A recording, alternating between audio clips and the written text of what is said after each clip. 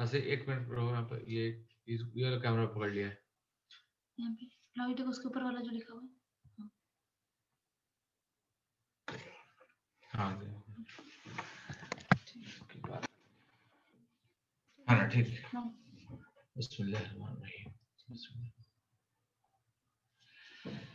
जा रहे We have Rajneesh, Sukesh, Majid, Satyam. हाँ अल्लाह हाफिज़ जाओ।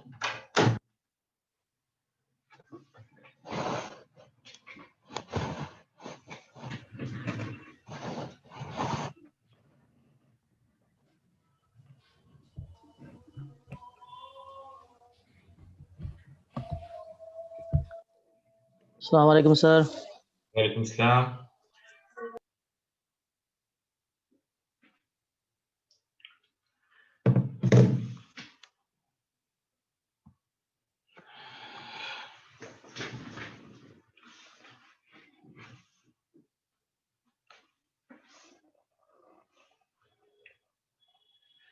Good evening, everyone.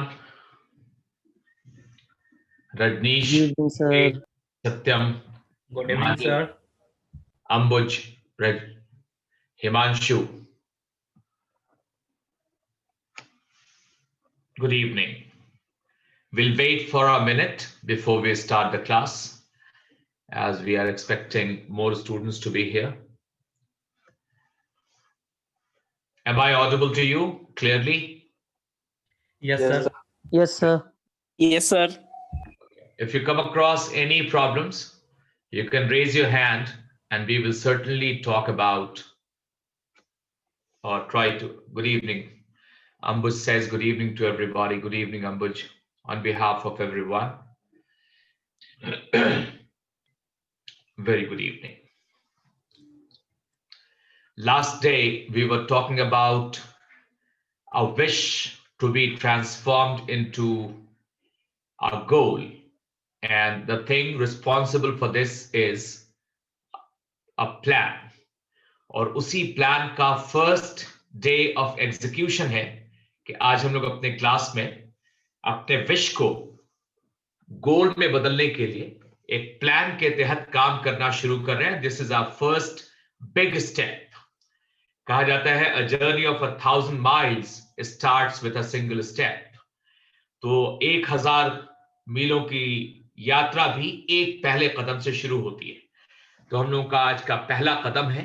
और पहले आज मैं जो असाइनमेंट है हमारा, उसके पहले थोड़ा सा डिस्कशन करूंगा व्हाइट बोर्ड पे तुम्हारे साथ, और उसके बाद फिर आज के असाइनमेंट पे बातचीत शुरू करूंगा। एज कल के क्लास के बाद I try to keep my class bilingual. सभी बच्चों को समझ में आना चाहिए कि हम लोग अपने क्लास को बाइलिंगुअल रखेंगे। 2 भाषा में बात करेंगे हम, इंग्लिश में और हिंदी में। और जहां कहीं भी कोई प्रॉब्लम होगी, तुम्हारे पास एक ऑप्शन है रेज हैंड का, उसको तुम प्रेस करोगे, मुझे दिख जाएगा, मैं तुमसे सवाल करूंगा और तुम अपने डाउट्स मुझसे पूछ सकते हो। करेक्ट? तो आज का क्लास हम लोग शुरू करेंगे। और पहले दिन मैं तुम्हें बताऊं कि हम लोगों का फर्स्ट लेसन आज जो शुरू होगा, आज हम लोग बातचीत करेंगे इंग्लिश ग्रामर के बारे में। 2-4 मिनट अच्छे से सुनना है। और ये जो क्लास हो रहा है, इसकी रिकॉर्डिंग भी तुम्हें अवेलेबल करा दी जाएगी, इसलिए तुम्हें 2 बार 3 बार सुनने का मौका मिलेगा। कुछ बच्चे ऐसे भी हैं जो मेरे स्टूडेंट्स हैं जिनका मन था कि वो ऑफलाइन क्लास अटेंड करें हमारा, लेकिन मैंने उनको समझाया कि ऑनलाइन क्लासेस ऑफलाइन क्लासेस से ज्यादा फायदेमंद है तुम्हारे लिए, क्योंकि तुमको इसकी रिकॉर्डिंग मिल जाती है और बहुत सारे दूसरे फायदे। खैर, तो ग्रामर में सबसे पहली बात ये बच्चों को समझना है that we will divide this grammar into 2 major parts. तुम अपनी समझ के लिए इसको समझो कि ग्रामर जब हम पढ़ते हैं तो इनफैक्ट पूरी तरह से रूल्स पढ़ते हैं कि क्या इंग्लिश लैंग्वेज काम किस तरह से करती है। तो मैं इसको समझाने से पहले मैं पहले समझाऊंगा कि ग्रामर को तुम ऐसे समझो, we study the grammar of words and we study the grammar of sentences. अगर इस तरह से हम बांट के चलेंगे तो बहुत कुछ फ्यूचर में समझ में आने में मुझे बहुत आसानी होगी। So keep this point in mind कि तुम ग्रामर जब भी पढ़ोगे तो या तो तुम वर्ड्स पे या तुम सेंटेंसेस पे काम कर रहे होगे। तो वर्ड्स पे काम करने का मतलब है कि हम लोगों के पास ग्रामर में एक बहुत ही बड़ा सा और बहुत ही फेमस, बहुत ही पॉपुलर अमंग स्टूडेंट्स एक टॉपिक है, उसका नाम है पार्ट्स ऑफ स्पीच।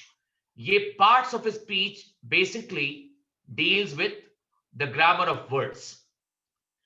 और ग्रामर ऑफ सेंटेंसेस में हम लोग बातचीत जब करेंगे तो we will talk about tense.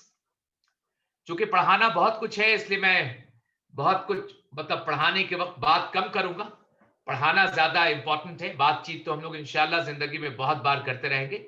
We have to study the grammar of tense, then we have grammar of voice, sorry sentences में टेंस है, वॉइस है, मूड है और स्पीच है, डायरेक्ट और इनडायरेक्ट स्पीच। सभी लोगों ने सुना है, हम लोगों ने tense, present, past, future. Voice सुना है, एक्टिव एंड पैसिव। मूड शायद सुना हो, इंडिकेटिव, इंपेरेटिव एंड सब्जंक्टिव। और स्पीच सुना होगा, डायरेक्ट एंड इनडायरेक्ट स्पीच। तो जब हम लोग इन चीजों के बारे में बात करेंगे तो we take the whole sentence into consideration. हम लोग पूरे सेंटेंस को डिस्कस करेंगे। जब हम पार्ट्स ऑफ स्पीच की बात करेंगे तो हम लोग बातचीत करेंगे वर्ड्स के बारे में। सबसे पहले ये समझो कि दुनिया का जिस सब्जेक्ट के सबसे बड़े एक्सपर्ट को तुम सोचो, केमिस्ट्री के एक्सपर्ट को, फिजिक्स के एक्सपर्ट को, या बायोलॉजी के एक्सपर्ट को, किसी भी साइंस के एक्सपर्ट को, जो सबसे ज्यादा काबिल इंसान है किसी भी सब्जेक्ट का, वो सब्जेक्ट की सबसे छोटी छोटी बातों को सबसे अच्छी तरह से समझता है।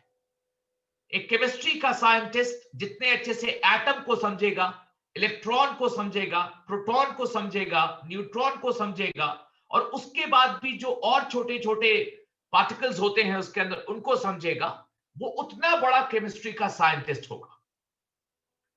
The smallest of things must be understood in the best possible manner।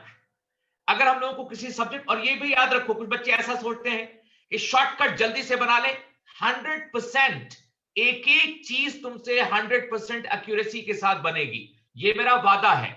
थोड़ा ट्रेडिशन से हट के सोचना और पढ़ना शुरू करो, जल्दी सीखोगे और एक्यूरेट सीखोगे। तो इंग्लिश में हम लोग लैंग्वेज में क्या करें कि सबसे छोटी बात से अपनी बात की शुरुआत करें। पहले मैं 10 मिनट बातचीत करूंगा, फिर आज का स्लाइड शुरू करूंगा। तो पहले मैं समझाता हूं तुम्हें इंग्लिश लैंग्वेज या किसी भी लैंग्वेज के एक स्मॉलेस्ट यूनिट को, इसको समझने की कोशिश करना। यूनिट कहते हैं इकाई को, जिससे बन के कोई बड़ी चीज बनती है। जैसे घर में ईंटा होता है, ईंट, एक एक ईंट रख के दीवार बनती है, कई दीवारें मिलती हैं तो कमरे बनते हैं, कई कमरे मिलते हैं तो एक घर बनता है।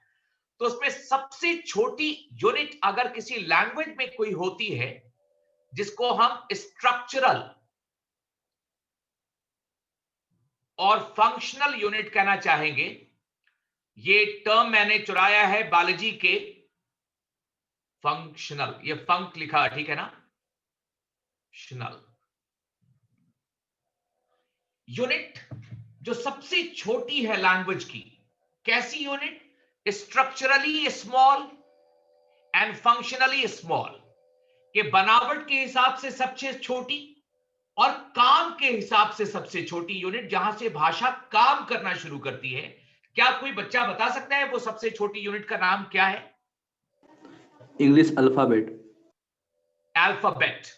किसी बच्चे ने कहा अल्फाबेट। एक बात साथ साथ बताते चले कि अल्फाबेट बेसिकली ये एक अनकाउंटेबल नाउन है।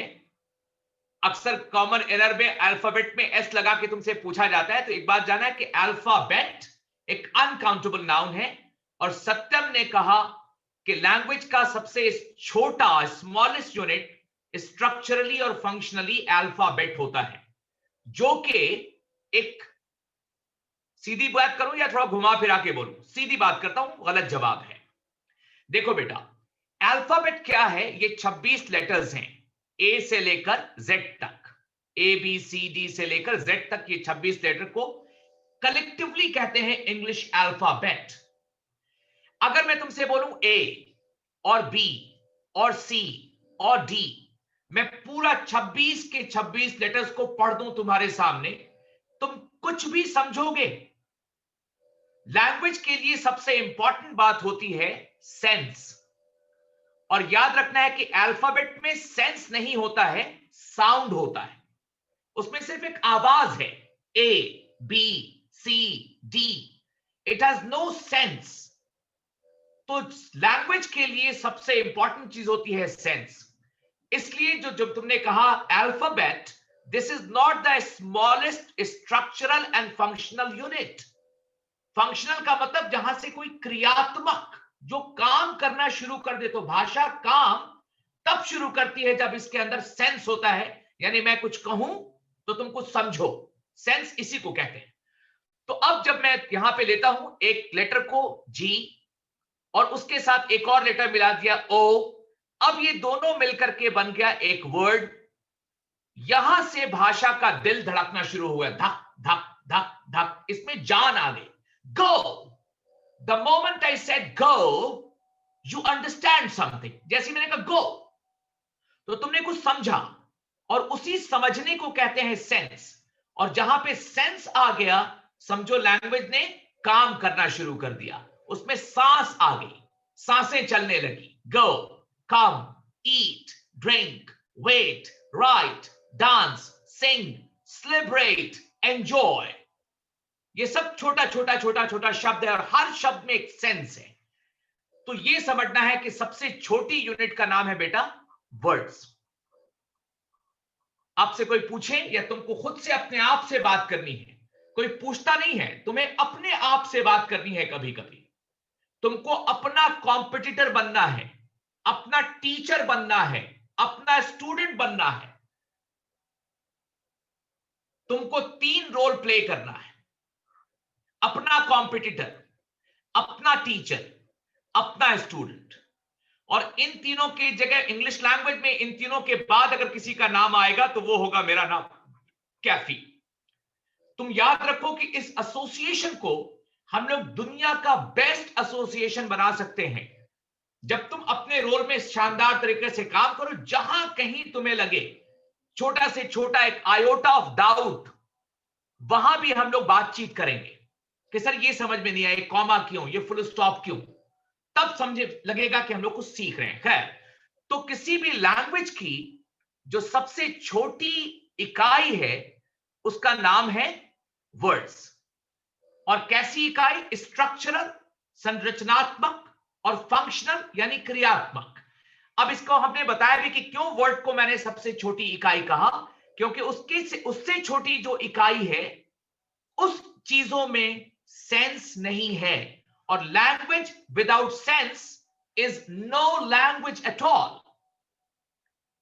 अ language without sense makes no sense. So this is an important thing. इस बात को हम लोग अच्छे से समझेंगे, फिर हम एक कदम आगे बढ़ते हैं। थोड़ा सुनोगे बेटा, 2-4 दिन तक बहुत अच्छे से सुनना है। ऐसे तो पूरा सुनना है 7 महीने तक, लेकिन 2-4 दिनों तक ज्यादा फोकस्ड होकर के बहुत अच्छी तरीके से हम बातों को सुनना चाहेंगे।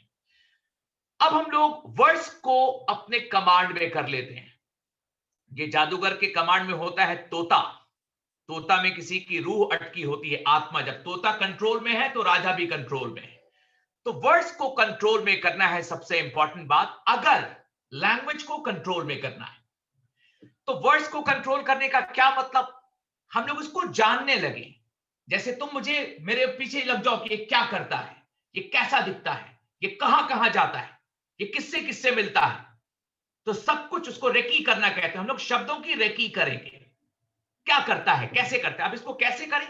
हजारों हजार शब्द हैं, तो उन सभी शब्दों को ऐसा कुछ किया जाए कि हम एक को जाने। जैसे एक बहुत पुरानी गांव की मिसाल है जो तुमको मैं देना चाहूंगा, वो ये है कि चावल जब पकता रहता है ना बेटा, तो जब चावल को चेक करना होता है कि पका के नहीं पका, तो सभी चावल को नहीं निकाल के प्रेस किया जाता है, उसमें से 1-2 को चेक करते हैं और पूरे चावल का पता चल जाता है कि पका है कि नहीं पका है। तो बिल्कुल उसी तरह से हम एक एक वर्ड को तो नहीं डिस्कस करेंगे, लेकिन हर ग्रुप के 1-2 वर्ड को डिस्कस कर लेंगे। तो उस ग्रुप में आने वाले सभी वर्ड्स के फीचर्स को, उसके फंक्शन को, उसके रोल को हम अच्छी तरह से समझ जाएंगे। तो वर्ड्स को पढ़ने के लिए जो ग्रामर में एक टॉपिक बनाया गया है उसका नाम है, कोई बता सकता है क्या नाम है उसका? Parts of speech. मैंने ये वादा किया था कि ये सोच के पढ़ाऊंगा कि तुम लोग बिगिनर हो, बिल्कुल शुरू कर रहे हो, और तुम भी ये सोच लो बेटा कि तुमने शुरू किया आज से पढ़ना, बहुत मजा आएगा। पार्ट्स ऑफ स्पीच ये पूरी तरह से डिस्कस करता है वर्ड्स को। इसको वर्ड क्लासेस भी कहा जाता है। अब तुम मुझे ये बताओ कि किसी चीज का पार्ट्स कब मिलता है मुझे? जैसे ये क्या पार्ट्स है या मोबाइल है? मोबाइल। मोबाइल है, ये पूरा का पूरा एक बॉडी है मोबाइल। लेकिन मैं इसको खोल दूं, अलग अलग अलग अलग कर दूंगा, इसके छोटे छोटे पुर्जों को अलग कर दूंगा, तो तुम अब उसके बाद जब ये खुल जाएगा, इसके पार्ट पुर्जे को अलग कर दिया जाएगा, तो कहा जाएगा these are the parts of my mobile.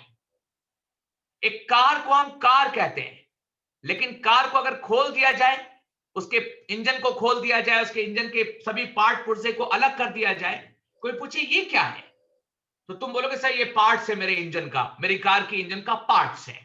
तो पार्ट्स असल में एक रिजल्ट है किसी क्लासिफिकेशन का, किसी डिवीजन का, किसी कटिंग का, किसी सेपरेशन का। तो पार्ट्स ऑफ स्पीच के बारे में सबसे पहले बच्चों को यह सोचना है आज से कि पार्ट्स ऑफ स्पीच असल में एक रिजल्ट का नाम है। किसका नाम है? रिजल्ट है, ये परिणाम है। ये किस चीज का परिणाम है बेटा? तो इसके बारे में तुम समझो, this is the result of a process called classification of words, यानी शब्दों के वर्गीकरण को के बाद जो चीज मुझे मिलती है उसका नाम है पार्ट्स ऑफ स्पीच। तो याद रखना, parts of speech should be seen as the result of a process called classification of words, शब्दों के वर्गीकरण को। और ये याद रखना है हम लोगों को कि जब कभी भी whenever we do this classification, it always have a basis, a reason। वर्गीकरण जब भी कभी किया जाएगा ना बेटा, उसका कोई ना कोई आधार होगा। एक और छोटा सा घरेलू एग्जाम्पल देता हूं मैं तुम्हें। मान लो मैं तुम्हें कुछ डब्बे दूं, डब्बे समझते हैं, छोटे छोटे बॉक्सेस, थोड़ा सा पेन टैप को काम करना है, बॉक्सेस देता हूं मैं थोड़े थोड़े, 6, 7, 8 या 10 या 5, और कोई भी एक सामान, जैसे मैं शर्ट का बटन तुम्हें दे दूं, 200 बटन्स, उसमें से कुछ बटन्स रेड हो, कुछ ग्रीन हो, कुछ येलो हो, कुछ ब्लू हो। मान लो 4 रंग के बटन दिए मैंने, बटन समझते हो ना, बटन शर्ट का जो बटन होता है, और मैं कुछ 4 डब्बे दे दूं तुम्हें और कहूं कि इन बटन्स को इन डब्बों में डाल दो, तो कोई भी इंसान जिसका सबसे छोटा दिमाग होगा वो भी क्या करेगा?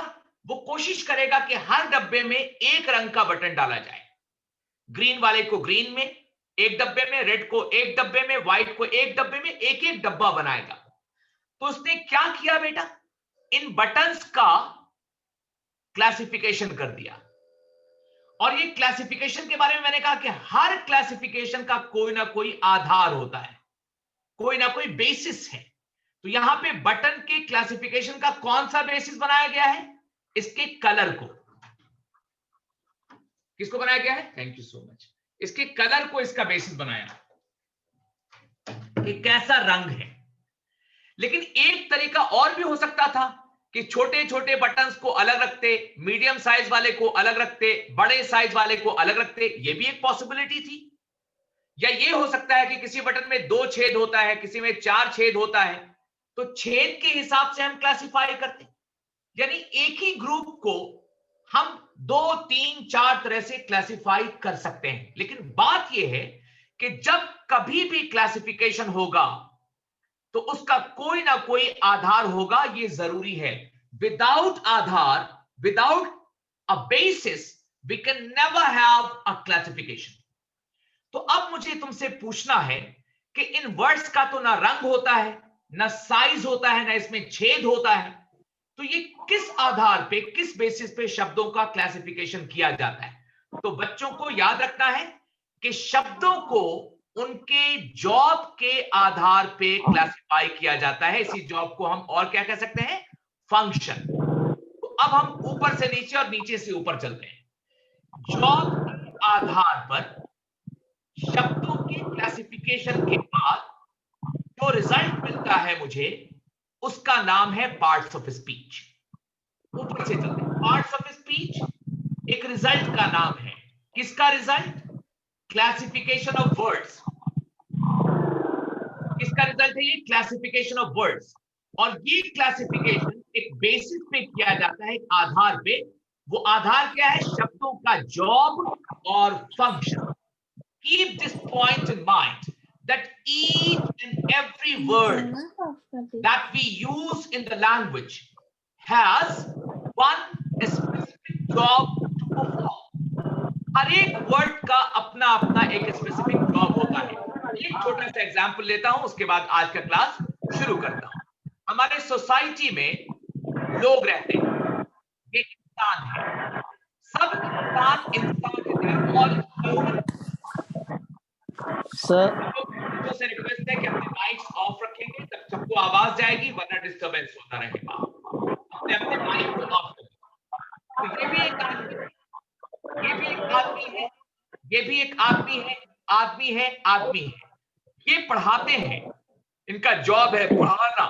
तो इस आदमी को हम सिर्फ आदमी नहीं बल्कि तुम टीचर कहते हो। ये आदमी है, इनका जॉब है रोगियों का इलाज करना, तो इनका काम है, इस वजह से इनको टीचर नहीं, इनको डॉक्टर कहते हैं। ये आदमी है जो गाड़ी चलाता है, तो इसका काम है गाड़ी चलाना, तो इस आदमी का नाम है ड्राइवर।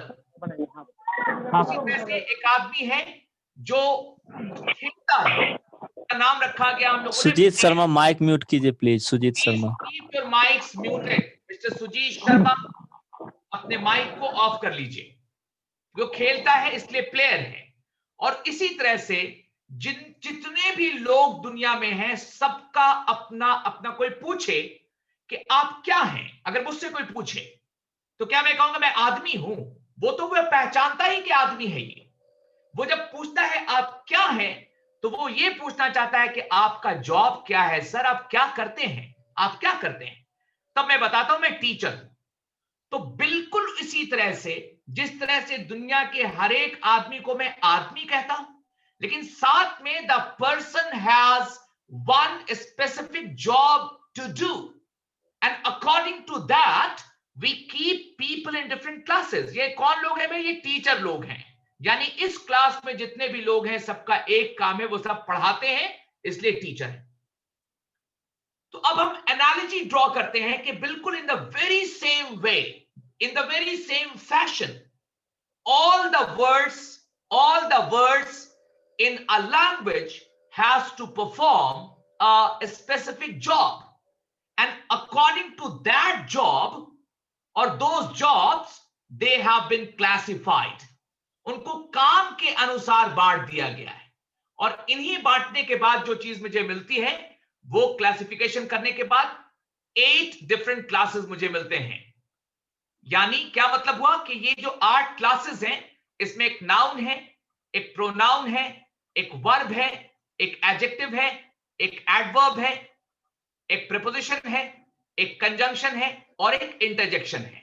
क्या मतलब कि एक क्लास में मान लो मैंने नाउन को बाहर किया, इसमें जितने भी शब्द हैं उनका मीनिंग अलग अलग हो सकता है, but they will have a common job, क्योंकि ये क्लास ही क्रिएट किया गया है जॉब के आधार पे। इसमें जितना भी वर्ड्स होगा, सबका काम एक जैसा होगा। तो ये समझ गए हम लोग कि क्लासिफिकेशन ऑफ वर्ड्स किया जाता है on the basis of the jobs done by the words, और इसके रिजल्ट में जो चीज मुझे मिलती है उसका नाम है पार्ट्स ऑफ स्पीच। कोई सवाल है तो पूछो।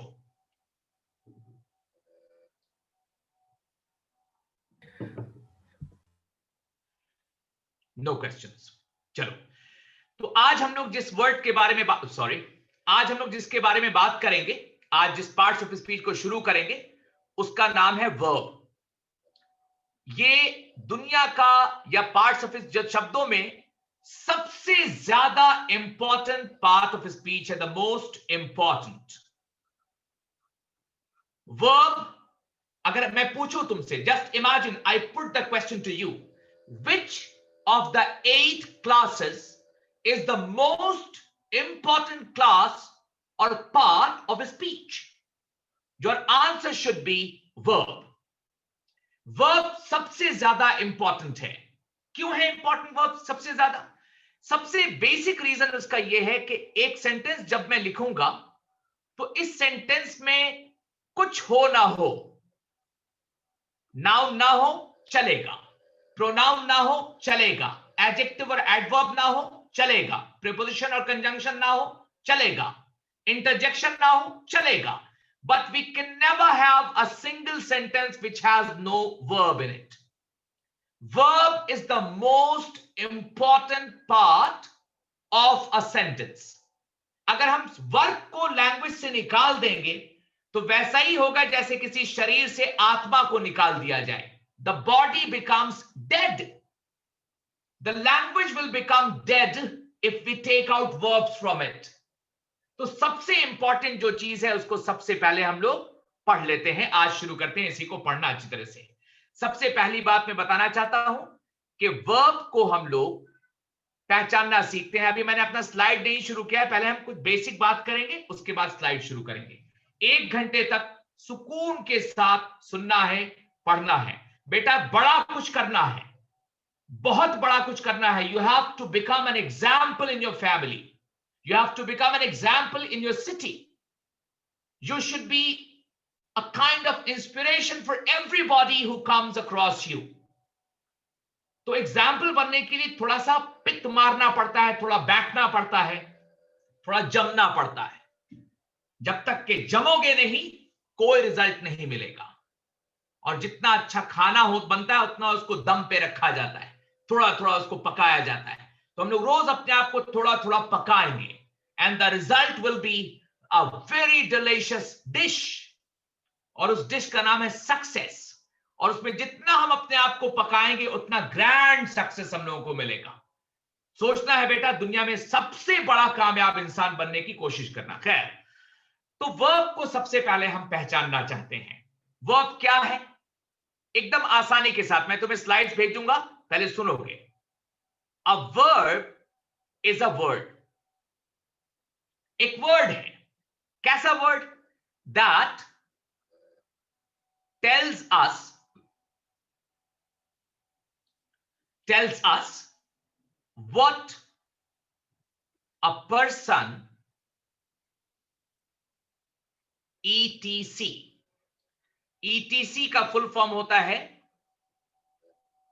एटसेट्रा. इसमें कहीं एक्स्ट्रा की बात नहीं है, एटसेट्रा. समझोगे? अभी वर्ब को 1 मिनट के अंदर हम पूरे दुनिया के वर्ब को पहचानना सीखने वाले हैं. A verb is a word that tells us what a person etc. does. कोई क्या करता है. Is कोई क्या है, और has ये 3 काम करने वाला कोई भी शब्द वर्ब है. जैसे मैं सेंटेंस लिखता हूं, my father runs a shop. इस सेंटेंस में we have 1 word, the second word, the third word, the fourth word and the fifth word. 5 शब्दों का सेंटेंस है. इसमें वर्ब कौन है? ऑफ कोर्स तुम जानते हो कि इसका वर्ब है रन्स. क्यों? क्योंकि इसका जो टेस्ट है जिससे हम पहचानते हैं, उसका टेस्ट क्या है? व्हाट अ पर्सन डज, और इज, और हैज.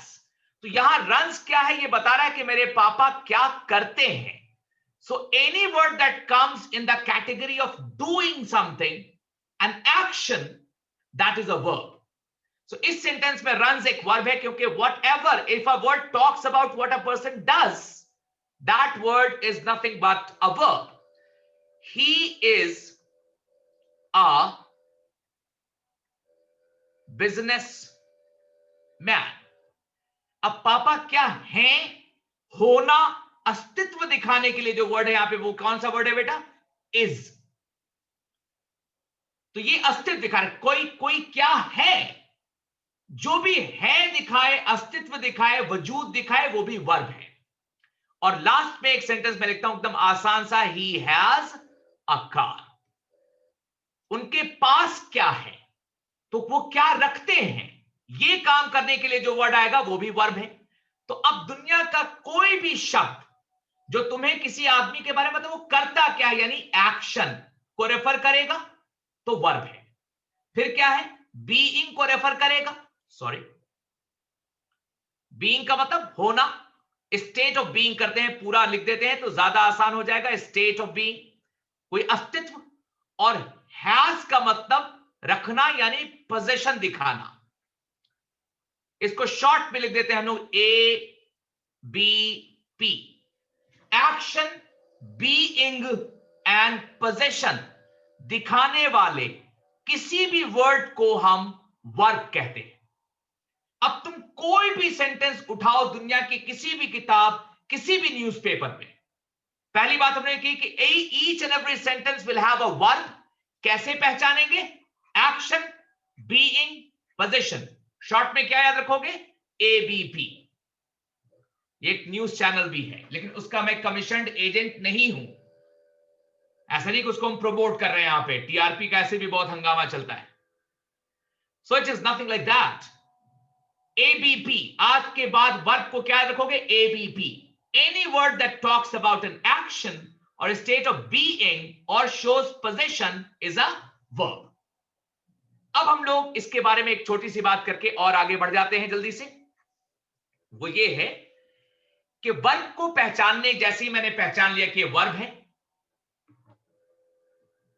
एक मिनट थोड़ा इसको पेन टैग, जैसे ही मैंने पहचान लिया कि वर्ब है, तो इसके बारे में दो बात याद रखना है बेटा कि ये वर्ब जो होता है इसको हम दो कैटेगरी में रखेंगे।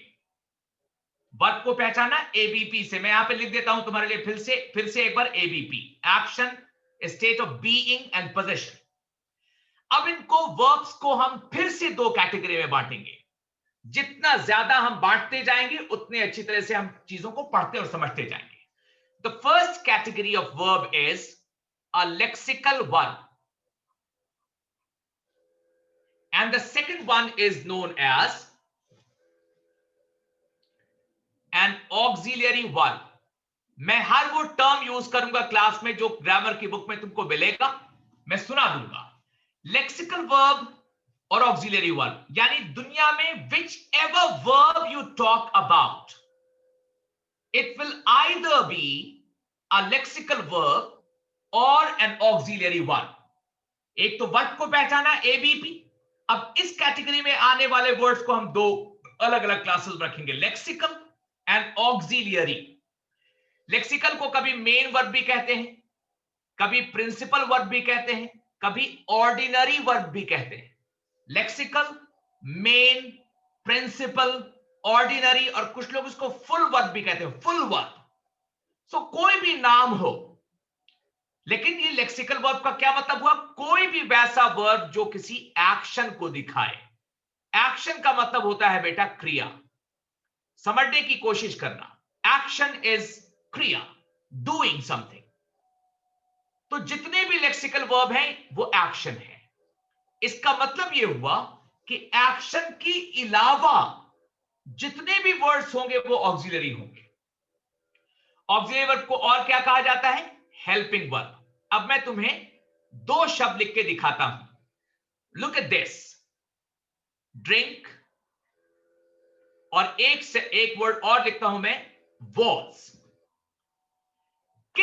क्या दोनों शब्द वर्ब है? Is it a verb? Yes. Is it also a verb? Yes, दोनों वर्ब है। क्या दोनों वर्ब एक कैटेगरी के हैं? No, with a capital N. दोनों में काम कौन है, एक्शन कौन है? ड्रिंक। तो जो एक्शन है वो लेक्सिकल है, और जो अस्तित्व दिखा रहा है ये एक्शन नहीं है, कोई था। जैसे कहूंगा ही वॉज माई फ्रेंड, तो वॉज क्या दिखा रहा है? पास्ट में किसी चीज का होना, अस्तित्व दिखा रहा है, ये काम नहीं है, ये अस्तित्व है। तो ये कैसा वर्ब कहलाएगा? Auxiliary verb. याद रखना है कि तुम आसानी के साथ पहचान जाओगे कि कौन सा वर्ब लेक्सिकल है और कौन सा ऑक्सिलरी वर्ब है। तो lexical verbs are action words, auxiliary verb कुछ और होता है। आज इसी के बारे में बात करनी है हम लोगों को डिटेल्ड। तो जितने भी वर्ब्स हैं they will be kept in either of these two categories, lexical और auxiliary. Lexical verbs are action words. और एक छोटी सी बात और जोड़ दूं मैं तुमसे कि जितने भी एक्शंस है ना बेटा, ये रिकॉर्डेड वीडियो मिल जाएगा तुम लोगों को, इसलिए कोई बच्चा कुछ भूल गया, कुछ छूट गया तो परेशान नहीं होगा। You will always have everything recorded, the PDF and the video. So don't worry about not remembering everything well. अगर कुछ पार्ट भूल भी जाओगे तो तुम दोबारा इसको देख के समझ जाओगे। अब जितने एक्शंस है ना प्यारे बच्चों, बहुत अच्छे बच्चों, स्मार्ट बच्चों, हिंदुस्तान के भविष्य, एक्शंस को भी दो कैटेगरी में बांटा जाता है। एक को कहते हैं हम डायनामिक। हर पे रूल बनता है बेटा, इतना डिटेल हम इसलिए पढ़ रहे हैं क्योंकि हर एक कॉन्सेप्ट पे रूल है, रूल पे सेंटेंस है, और जो हम रूल पे बेस्ड सेंटेंस समझेंगे तो कॉमन एरर बनाना हम लोगों के लिए बाएं हाथ का खेल होगा। Action is a dynamic action और it could be a stative action. Action दो तरह का होता है, डायनामिक और स्टेटिव। एकदम एक दो एग्जांपल देके तुम्हें बताता हूं। दो वर्ड लिखता हूं मैं बेटा, देखोगे, रन एंड थिंक। क्या ये दोनों एक्शन है, काम है? रन का मतलब होता है दौड़ना, ये काम है। थिंक का मतलब होता है सोचना, ये भी एक काम है। दौड़ना एक डायनामिक काम है जिसमें हम फिजिकली इन्वॉल्व होते हैं, वी रन। डायनामिक में जहां पर कुछ हिल डोल, कुछ घूम फिर, कुछ उठना बैठना, थोड़ा हिल डोल, change of place, movement of body part, ये डायनामिक एक्शन है। लेकिन मैं बैठा बैठा सोच रहा हूं, सोचने में कुछ किया नहीं जाता है, वो सिर्फ एक अवस्था है, लेकिन काम तो है।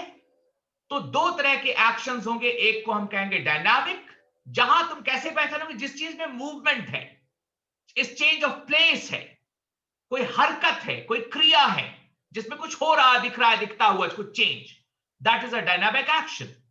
और जहां पे काम तो हो रहा है मगर कुछ इसमें हिल डोल, कोई मूवमेंट, कोई चेंज ऑफ प्लेस नहीं है, तो वो एक स्टेटिव एक्शन है। लेकिन एक्शन दोनों ही है। तो ये एक्शन है तो कैसा वर्ब है? लेक्सिकल, यानी इनका ऑक्सिलरी वर्ब से कोई लेना देना नहीं है। तो ये कुछ बुनियादी बातें थी जो मैंने सोचा तुम्हारे साथ शेयर करूं। और अब आज हम लोग जो अगली चीज सीखने वाले हैं आज की क्लास में, वो है तुम्हारे सामने, ये स्क्रीन शेयर करता हूं मैं तुमसे। दिख रहा है हम लोगों को सब कुछ? Yes sir. Very good, just a second. तुम मुझे भूल भी जाओ तो कोई बात नहीं, मेरी बात और है, मैंने तो मोहब्बत की है। अपने बच्चों से ये नहीं कि तुम लोगों ने एडमिशन ले भी लिया है, अब तुमसे कुछ भी कहूंगा तो बात चलेगी, लेकिन ये है कि मुझे बहुत ज्यादा मोहब्बत है अपने बच्चों से। लगता है कि कैसे हम उन लोगों को एक अच्छा कामयाब इंसान बनाने में मदद करें। आज का जो हम लोगों का क्लास है बेसिकली वो है ऑक्सिलरी वर्ब के ऊपर। ऑक्सिलरी वर्ब किसको कहते हैं, क्या कहते हैं, इसको हम समझने की कोशिश करते हैं। चलिए, यहां से होता है हमारा मूवमेंट। थोड़ा छोटा स्क्रीन, सब कुछ दिख रहा है सब बच्चों को? हम लोग सीरियस लोग हैं तो सीरियस के साथ काम करेंगे। ऑक्सिलरी वर्ब कैसे, इसको हम डिफाइन करेंगे, कैसे समझेंगे, ताकि हम जिंदगी में हमेशा ऑक्सिलरी वर्ब को अच्छे से पहचान लें। एक शेर है, बहुत पहले से इन कदमों की आहट जान लेते हैं, तुझे ए जिंदगी हम दूर से पहचान लेते हैं। तो दूर से पहचान लेना है ऑक्सिलरी वर्ब को। देखो बेटा, द वर्ब्स बी। अब जब कभी भी कोई बच्चा सुनेगा बी तो उसको सोचना है बी के अंदर कुछ वर्ब्स होते हैं जिनका नाम है इज, एम, आर, एक दिन में खत्म नहीं करेंगे टॉपिक को, इसलिए कोई परेशान नहीं होगा। जहां तक समझ में आती है बातें, 1 घंटे के बाद क्लास खत्म हो जाएगा, जिसमें 20 मिनट बचा हुआ है। 20 मिनट और इसी पेशेंस के साथ सुनना है बेटा। तुम 7 महीना मुझे टाइम दे दो, and after that think of any examination held anywhere in the world. You will be ready to take that examination, I promise. So you need to be patient for 7 months, and that should be starting from today. ऐसा नहीं कि आज 1 महीना हुए, फिर 5 महीने के बाद 1 महीना, सर 7 महीना हो गया 8 साल में, तो that will not give any result. अगर कुआं खोदा जाता है ना बेटा, तो एक ही जगह गड्ढा किया जाता है, तब कुआं बनता है। ऐसा नहीं कि आज यहां खोद दिया, यहां खोद दिया, यहां खोद दिया और 500 फीट अंदर चले गए, एक एक फीट। कुआं नहीं है, गड्ढा है। तुम्हें कुआं बनाना है जिससे पानी निकले, सिंचाई हो, प्यास बुझे। तो बी जब भी सुनेंगे ना बेटा, तो बी को हम लोग सोचो एक छोटा सा डब्बा है। What is be? Is a small box. इसको खोलेंगे हम, तो इसके अंदर से मिलेगा is, am, are, was, were, 5 शब्द। उसके बाद हैव, ये भी एक छोटा सा डब्बा है। इसको खोलेंगे तो 3 शब्द मिलेंगे, हैव, हैज, हैड। उसके बाद मिलेगा डू, ये भी एक छोटा सा डब्बा है। इसको खोलेंगे तो 3 शब्द मिलेंगे, डू, डज एंड डिड। तो ये 11 शब्द सुनोगे, बहुत अच्छे से समझाएंगे इस डेफिनेशन को, बहुत मजा आएगा। द वर्ब्स बी, अब बी कहूंगा तो तुम्हारे दिमाग में क्या क्या आएगा? Is, am, are, was, were, have कहेंगे तो क्या याद आएगा? Have, has, had. And do कहेंगे तो क्या याद आएगा? Do, does and did. तो ये सभी वर्ब्स, अब यहां पे देखो बहुत इंपॉर्टेंट लाइन लिखी हुई है, when used with ordinary verbs. जब इन वर्बों का यूज ऑर्डिनरी वर्ब के साथ किया जाए, क्यों किया जाए? To form tense, passive voice और क्वेश्चंस एंड नेगेटिव्स। ये 4 काम है ऑक्सिलरी वर्ब का, याद रखोगे। टेंस बनाना, वॉइस बनाना, क्वेश्चन बनाना और नेगेटिव बनाना।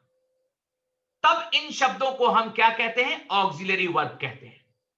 इसको एक छोटे से पॉइंट से मैं तुम्हें समझाना चाहता हूं। देखो बेटा, 2 सेंटेंस में लिखता हूं यहां पे, I am teaching. The second sentence is I am a teacher. अब गौर करना है कि इन दोनों सेंटेंस में मैंने लिखा है एम, यहां भी एम है और यहां भी एम है। और एम के बारे में मैंने कहा है कि ये बी का एक फॉर्म है। वर्ब बी में एम एक फॉर्म है, उसका एक रूप है उसका। लेकिन an auxiliary verb is an auxiliary verb only when it is used with an ordinary verb. तो हर बार, एक अंग्रेजी में कहावत है, all that glitters is not gold. हर चीज जो चमकती है वो सोना नहीं होती है।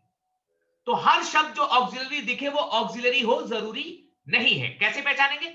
यहां गौर करो, एम के बाद क्या है बेटा? टीचिंग। टीचिंग एक ऑर्डिनरी, एक मेन वर्ब है अपने चौथे फॉर्म में। तो यहां पर एम एक ऑक्सिलरी वर्ब है। ऑक्सिलरी वर्ब होने के लिए शर्त number 1, that it must be used with a main verb. यहां भी एम है, लेकिन इसके बाद आ रहा है अ टीचर। अ टीचर क्या है प्यारे बच्चों? वर्ब नहीं है, ये नाउन है। तो यहां पर एम को मैं ऑक्सिलियरी वर्ब नहीं बोल सकता हूं, ये नहीं है। तो क्या है?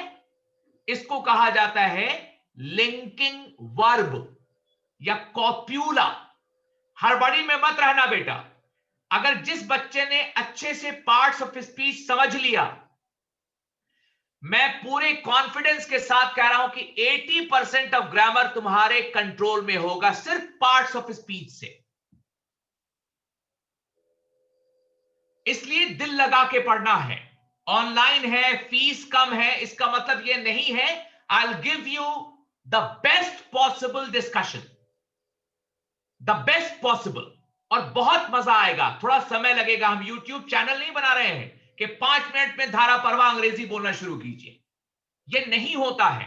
वो टीवी वीडियो का व्यूअरशिप बढ़ाने को वो सब लिखा जाता है ना? इसलिए इत्मीनान से सुनना बेटा।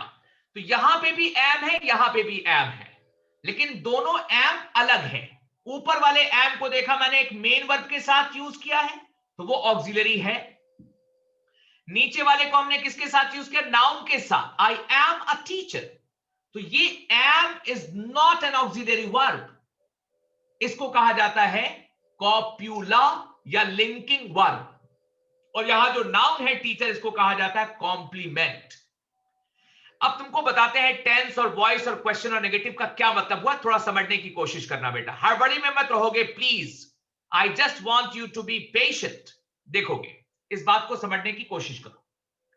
जैसे मैंने एक सेंटेंस लिखा, बहुत अच्छे वाले बच्चों, smart boys and girls, I teaching. सबसे पहले मैं टेंस बनाता है ऑक्सिलरी वर्ब, ये समझाना चाहता हूं। टेंस जब भी कभी तुम सुनते हो तो तुम्हें कुछ याद आता है। क्या याद आता है तुमको? मैं बता देता हूं, वक्त कम है, काम बहुत है। Ars longa vita brevis, art is long and time is fleeting. काम बहुत है और समय बहुत थोड़ा है। तो टेंस जब भी मेरे बच्चे सुनेंगे, वो एक बात याद रखा जाएगा कि टेंस किसका है? वर्ब का है। Tense is the property of a verb. और वर्ब के बारे में क्या होता है टेंस? टेंस क्या बताता है वर्ब के बारे में? दो बातें, उसका टाइम बताता है और उसका स्टेट बताता है। हम तुमको समझाएंगे चारों बातों को, ऑक्सिलरी वर्ब के यूज को समझने की हम कोशिश कर रहे हैं, ठीक है? सो पहला यूज है फॉर्मेशन ऑफ टेंस। अब फॉर्मेशन ऑफ टेंस को कैसे समझोगे? फॉर्मेशन ऑफ टेंस क्यों? क्योंकि टेंस असल में वर्ब की प्रॉपर्टी है। क्या मतलब? अगर मैं तुम्हें एक सेंटेंस दे दूं और कहूं identify the tense of the sentence, तो उस सेंटेंस में तुम कुछ नहीं देखोगे, तुम्हारी सीधी निगाह जाएगी वर्ब पे। और वर्ब के बारे में क्या क्या ढूंढोगे? उसका समय और उसका स्टेट। ये बताते चलें कि टाइम बताना एक काम है और इस काम को करने का जिम्मेदारी दिया गया है ऑक्सिलरी वर्ब को। स्टेट बताना एक काम है, अवस्था, इस काम की जिम्मेदारी दी गई है मेन वर्ब को। तो जब भी तुम टेंस ढूंढोगे तो तुम्हें ऑक्सिलरी और मेन वर्ब मिला के देखना होगा, तब तुम्हें टाइम और स्टेट मिलेगा। और जब टाइम और स्टेट मिलता है वर्ब का, तब मुझे क्या मिलता है बच्चा लोग? टेंस मिलता है। अब गौर करो, टीचिंग क्या है बेटा? ये मेन वर्ब का चौथा फॉर्म है।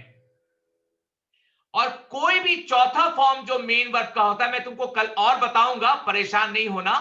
ये इसका काम ही है कंटिन्यूअस टेंस बताना। जहां V4 वहां कंटिन्यूअस। ये कंटिन्यूअस क्या है? काम की अवस्था है। इस सेंटेंस में कंटिन्यूअस क्या है? कंटिन्यूअस स्टेट है। इसमें क्या चीज की कमी है? स्टेट है, टाइम टाइम की। नहीं है। टाइम के लिए क्या चाहिए मुझे? Auxiliary verb. देखोगे तो यहां पे मैं लिखता हूं आई एम टीचिंग। अब बोलो, एम सुन के तुम्हें टाइम का पता चल रहा है ना, प्रेजेंट या पास्ट या फ्यूचर? तो जाहिर है एम सुन के तुम्हें याद आया present. Am present, teaching continuous, मिलके ये सेंटेंस क्या हो गया? Present continuous. किसने बताया प्रेजेंट? ऑक्सिलरी वर्ब ने। फिर देखो, एम की जगह पे मैं लिख दूंगा was. I was teaching. Was क्या है बेटा? Auxiliary verb. ये क्या बता रहा है? पास्ट टाइम, गुजरा हुआ समय, मैं पढ़ा रहा था। ये टाइम बताया, किसने बताया? ऑक्सिलरी वर्ब ने। टेंस बिना टाइम का इम्पॉसिबल है और टाइम विदाउट ऑक्सिलरी इम्पॉसिबल है। फिर देखो, यहां पे मैं इसको कर देता हूं विल बी। तो यहां पर गौर करो, कि ये जो 3 शब्द मैंने लिखे एक के बाद एक, इनका क्या काम है प्यारे बच्चों? टाइम बताना। ये क्या है? Auxiliary verb. And this main verb teaching gives you the idea of the state. So whenever you have to form a tense, you need a verb and you need to give 2 pieces of information about verbs, the time of the verb and the state of the verb. For time, you need an auxiliary verb. For a state, you need a main verb. Is this example clear to everybody? Yes, sir. Yes, sir. Very good. हम आगे बढ़ते हैं। मैंने बताया कि tense बनाता है, voice बनाता है। एक बात, जितने भी बच्चे अभी बैठे हुए हैं उनको मैं बता देता हूं कि पैसिव वॉइस पूरा तो पढ़ा नहीं सकते एक दिन में हम तुमको, लेकिन एक आइडिया दे देते हैं। दुनिया के किसी भी पैसिव वॉइस को अभी से 10 सेकंड के अंदर अंदर, कितने सेकंड में? 10 सेकंड्स में दुनिया का कोई भी पैसिव वॉइस तुम्हें दिया जाए, तुम उसको देखते पहचान जाओगे पैसिव है। क्या पहचानना है? B + V3। दुनिया में जिस सेंटेंस का वर्ब का स्ट्रक्चर B + V3 है वो पैसिव है। B का मतलब is, am, are, was, were। और बी का एक्चुअल फॉर्म का 3 फॉर्म होता है, बी, बीन और बीइंग। इन 8 शब्दों को जब कभी भी हम देखेंगे जिनके बाद क्या आ जाए? वर्ब का 3rd फॉर्म, वो और कुछ नहीं है, पैसिव वॉइस है। तो पैसिव वॉइस में बी का सहारा लेना पड़ रहा है ना हम लोगों को, और बी क्या है? ऑक्सिलरी वर्ब है।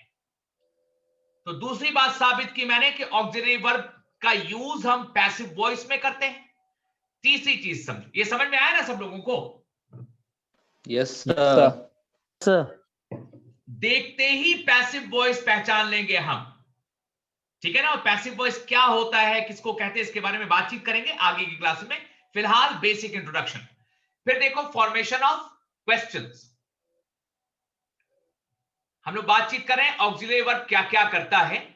टेंस बनाता है, वॉइस बनाने में हेल्प करता है, क्वेश्चन बनाने में हेल्प करता है। क्वेश्चन बनाने में जो हम एक विधि यूज करते हैं, एक प्रोसेस, उसका नाम है inversion.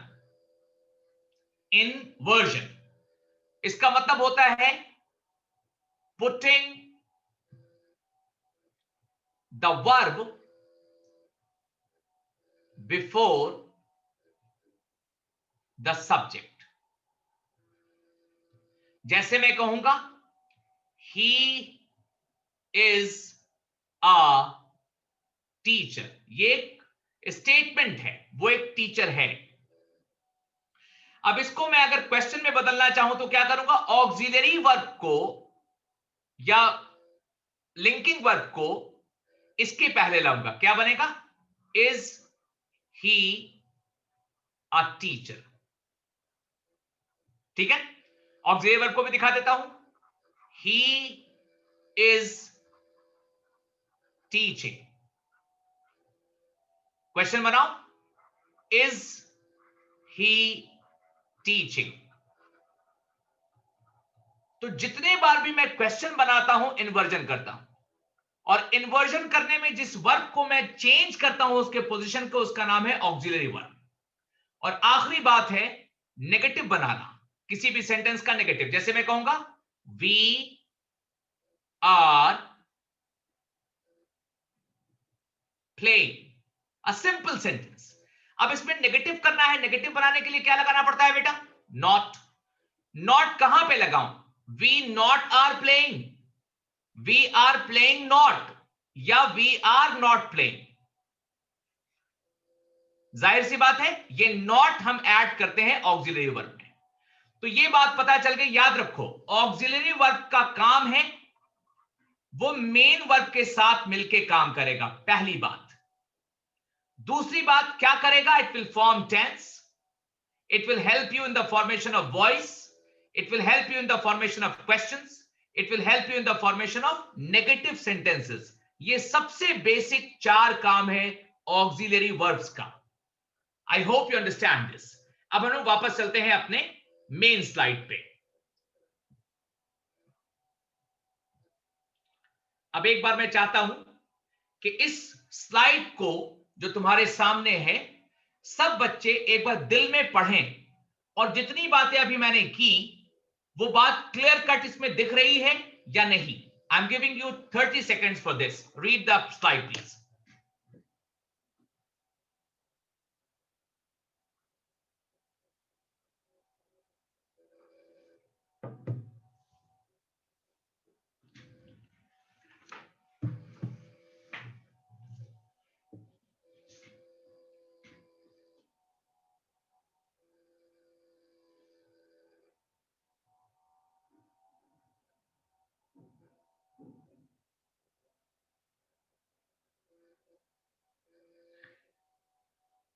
Keep this point: be, have, and do. What do they do? They work with ordinary verbs. For what? For the formation of tense, passive voice, questions, and negative. अगर ये काम कर रहा है कोई be, कोई have, कोई do, तो वहां पे मैं उसका क्या नाम रखूंगा? Auxiliary verbs, और सिर्फ auxiliaries कह सकता हूं. इन्हीं auxiliaries को helping भी कहा जाता है, helping verbs. I hope this point is clear to everybody. Clear है सबके लिए? Yes sir. Yes, sir.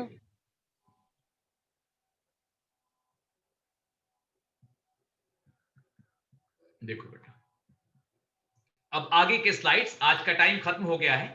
आगे के स्लाइड्स तुम्हारे पास आज ही पहुंच जाएंगे. डिस्कशन हम लोग इस पे कल करेंगे. इसको सिर्फ ऐसे देख लेना है एक बार अपनी निगाह से. बहुत ही इंपॉर्टेंट ये जो स्लाइड तुम्हारे पास अभी पहुंचेगा, ये ऑक्सिलरी वर्ब को लेकर तुम्हें इतना शानदार नोट्स, इतनी अच्छी समझ पैदा कर देगा कि तुमको फिर कभी ऑक्सिलरी वर्ब के लिए कहीं जाने की जरूरत नहीं पड़ेगी. और ऑक्सिलरी वर्ब को तुम ये जान लो कि हम लोगों के बॉडी में एक हड्डियों का एक सीरीज है जिसको कहते हैं बैकबोन, जो हमारे पूरे स्केलेटल सिस्टम को सपोर्ट करता है. इसके बिना पूरा का पूरा स्ट्रक्चर हड्डियों का हम लोगों का लोथ और यूजलेस हो जाएगा. बिल्कुल वही काम जो बैकबोन करता है हम लोगों के बॉडी में स्ट्रक्चर को हेल्प करना, सपोर्ट करना, 100% वही काम करता है ऑक्सिलरी वर्ब इंग्लिश सेंटेंसेस के स्ट्रक्चर्स में. इसको जितना अच्छी तरह से तुम समझोगे उतना मजबूत स्ट्रक्चर्स तुम्हारा हो जाएगा. इसलिए इन स्लाइड्स को दोबारा से देखना है. जब भी कोई डाउट होगा, अभी 1-2 दिन तो अभी सुनोगे तुम, कुछ कुछ समझोगे तुम, लेकिन फिर भी अगर तुम्हें कोई डाउट लगता है, कहीं पे कोई प्रॉब्लम होती है, तो तुम जो हम लोगों का ग्रुप है बेटा, उसमें तुम अपना वो जो वॉइस नोट होता है या आप लिख करके कि sir I have a doubt और ये क्वेश्चन है, प्लीज एक्सप्लेन. लेकिन कोशिश करना कि जो रेलेवेंट डाउट है, जैसे अभी हम लोग वर्ब पे बात कर रहे हैं, तो अभी वर्ब पे बेस्ड जितने भी डाउट्स हैं दुनिया के किसी भी बुक के, किसी भी एग्जामिनेशन के, तुम वो डाउट शेयर करो, मैं उसका जवाब दूंगा. और अगर कोई पर्सनल डाउट है वर्क के अलावा कहीं और कुछ तुमको मिलता है, तो वो मेरे पर्सनल चैट पे तुम क्वेश्चन भेज सकते हो. इंग्लिश के लिए आज से कोई भी बच्चा जो मेरे सामने बैठा है, no matter you are talking about grammar और वोकैबुलरी और reading, your responsibility is to discuss your doubt with me and I will try my level best to give you the most satisfactory explanation for everything. So stop worrying. तुम काम करना शुरू करो थोड़ा थोड़ा. Thank you so much. It was really very nice being with you. I hope you must have understood everything well. अगर कहीं कोई डाउट होगी तो मैं तुम्हारे डाउट का इंतजार करूंगा. इसी के साथ आज का क्लास में यहीं पे एंड करता हूं. कल से हम लोग फिर यहीं से अपनी आप बात को आगे बढ़ाएंगे. किसी को कुछ पूछना है? आज के लेक्चर पे कोई फीडबैक देना है?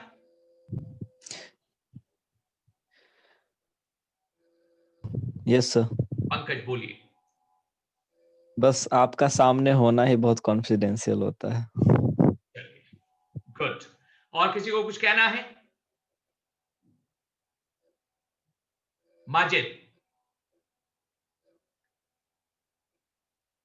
आपने सर यूज कल भी किया? क्लास है क्या सर? Come again. सर कल भी क्लास है क्या? कल नहीं, अब मंडे को, मंडे टू फ्राइडे क्लासेस होंगे। चूंकि कल ही मैंने शुरू किया था तो आज सोचा एक क्लास ले लो, 2 दिन लगातार होगा तो पढ़ने में मजा आएगा आपको। कल के बारे में डिसाइड कर लेंगे हम लोग एक बार, कल होगा तो आपको 5 घंटा पहले खबर चली जाएगी। ऐसे ideally classes Monday to Friday चलेंगे। सर टाइम क्या तय किया? 7:30 फिलहाल। कुछ बच्चों को प्रॉब्लम है, जैसे ही बच्चे कुछ और बढ़ जाएंगे हम लोग क्लास को डिवाइड कर देंगे 2 पार्ट में, एक सुबह एक शाम, तो सूट करेगा टाइम। 1-2 दिन 7:30 रहने दीजिए। 7:30 सही भी है। हाँ ठीक है बेटा, चलो all the best, good night. Thank you sir, good night. Most welcome. Thank you, sir. Most welcome everyone.